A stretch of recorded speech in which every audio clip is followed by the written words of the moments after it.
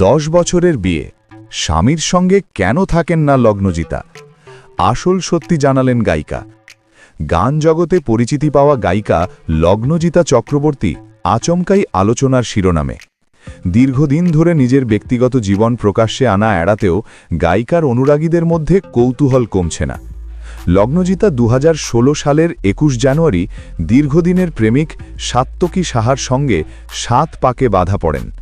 বিয়ের আগে তাদের সম্পর্কও চলেছিল 8 বছর, অর্থাৎ আগামী মাসেই এই দম্পতি উদযাপন করবেন বিয়ের 10 বছর পূর্তি।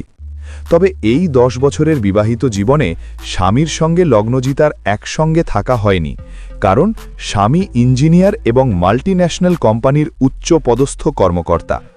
কর্মসূত্রে তিনি বর্তমানে তামিলনাড়ুতে থাকেন।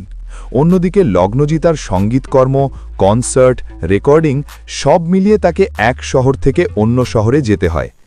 সম্প্রতি স্ট্রেট আপ উইথ শ্রী পডকাস্টে লগ্নজিতা নিজের বৈবাহিক জীবন নিয়ে মুখ খুলেছেন।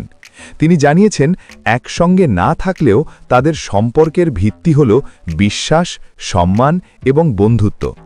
দূরত্ব থাকলেও মনের কাছাকাছি থাকে তারা।